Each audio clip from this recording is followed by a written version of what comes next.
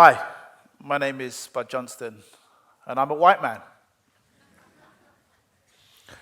Baffled, confused, intrigued, because I'm just going to take a guess and assume that you're thinking, this guy is quite clearly a black man.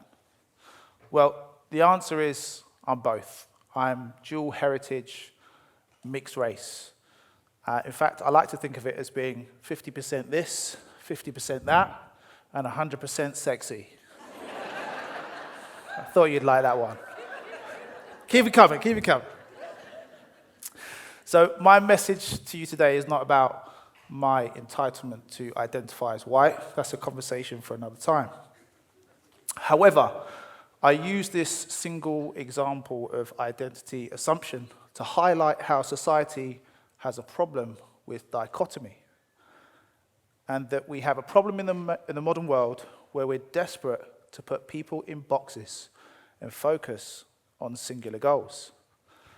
Now, this isn't just my story. This is a reflection of a much wider issue where we're compelled to work towards predefined goals, labels, categories.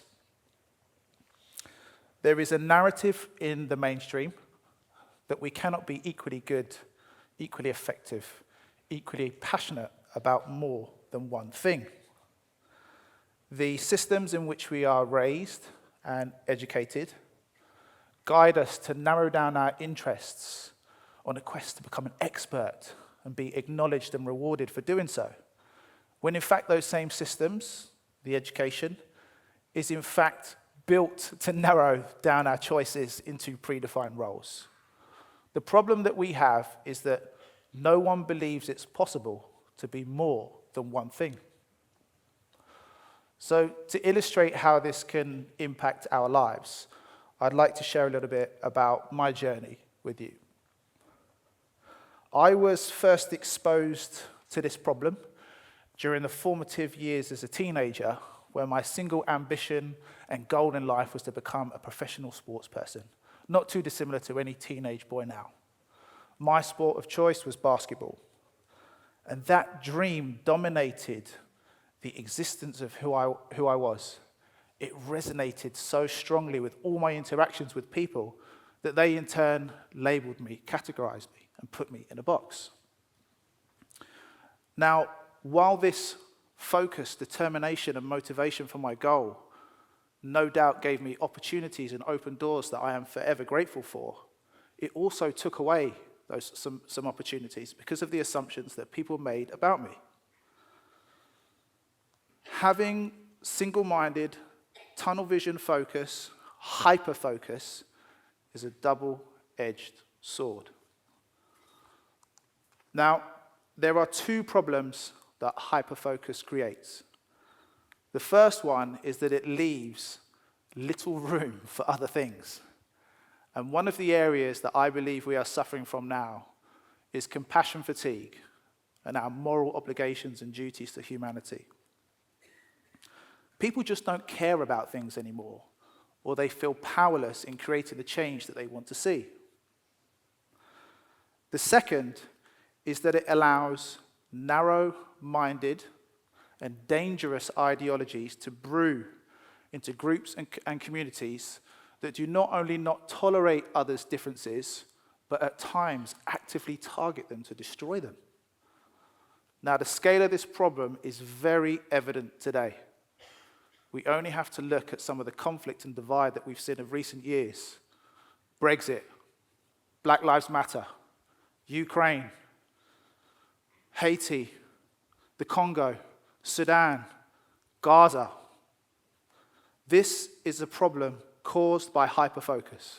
This is a human problem where we totally disregard our inherent ability to be more than one thing, to be multifaceted beings.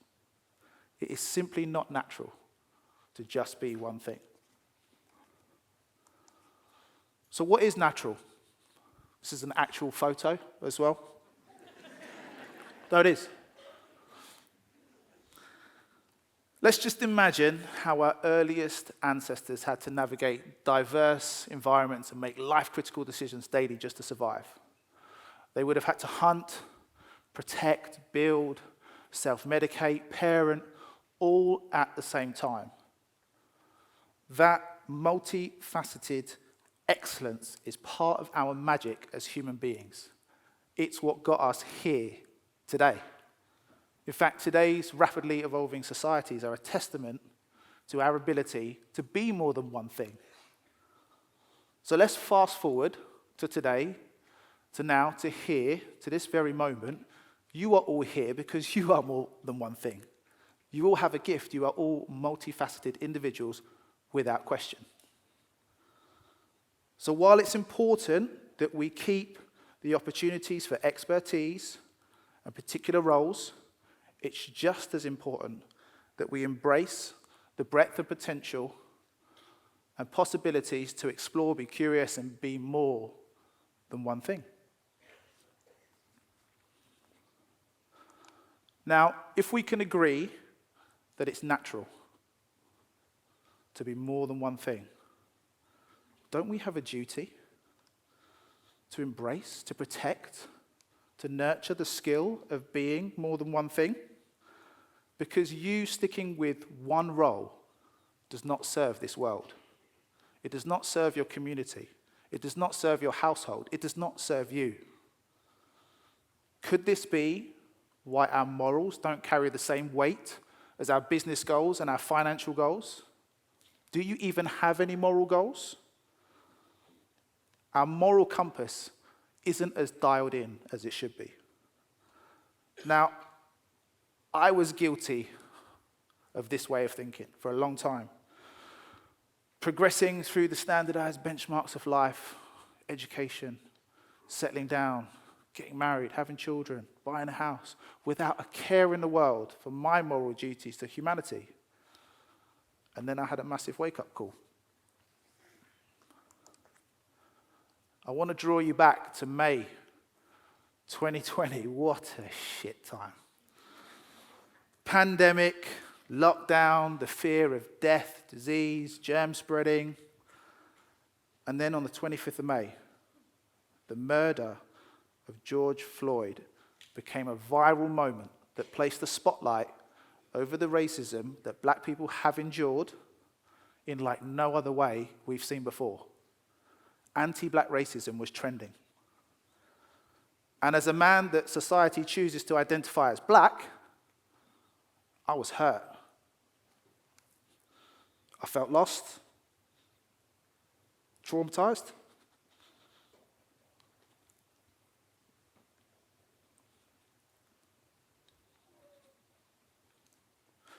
I was often asked to speak about my own experiences with racism, reliving trauma and anger that I'd buried deep inside. And then the wake-up call for me was to see the change, I had to be part of the change. I had to break through the conditioning that my skills were to serve one role or one purpose. I had to break through. And that breakthrough came with me organizing a peaceful demonstration during the height of COVID when so many people wanted me to sit at home, be quiet, deal with it, and just be one thing. And I said no. And together, with some incredible people, we started a movement here in Brighton and have made an impact for the black community by organizing an organization that serves the needs of black people living, working, studying in Brighton.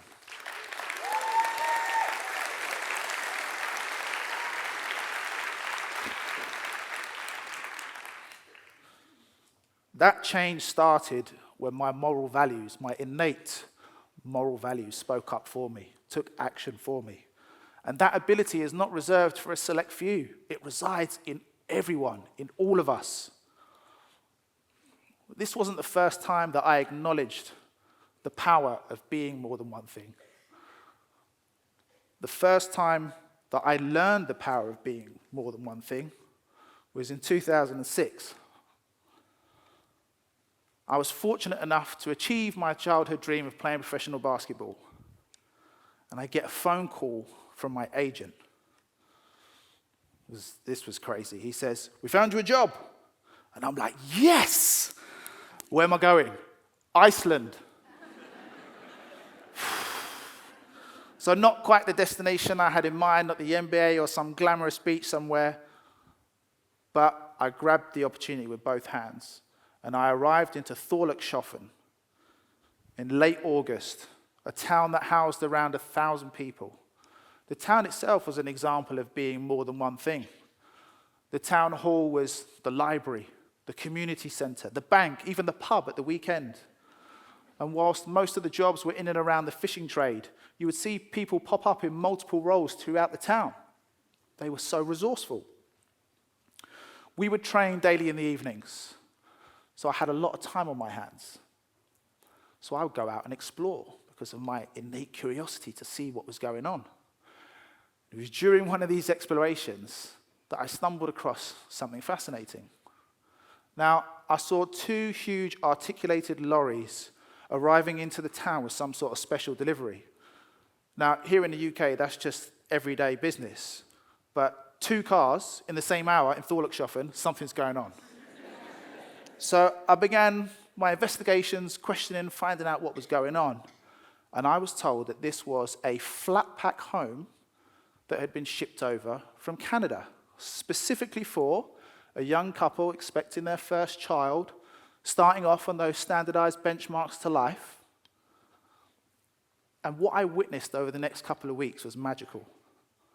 Scores of people from around the town came to lend a hand putting together this giant IKEA flat pack home. These weren't construction professionals. These were fishermen, doctors, teachers, nurses, store workers, all coming to lend a hand to this young couple starting off on their journey. It was their moral obligation, it was their culture, it was their moral duty that brought them to do this. Can you imagine this happening to you here with your first home?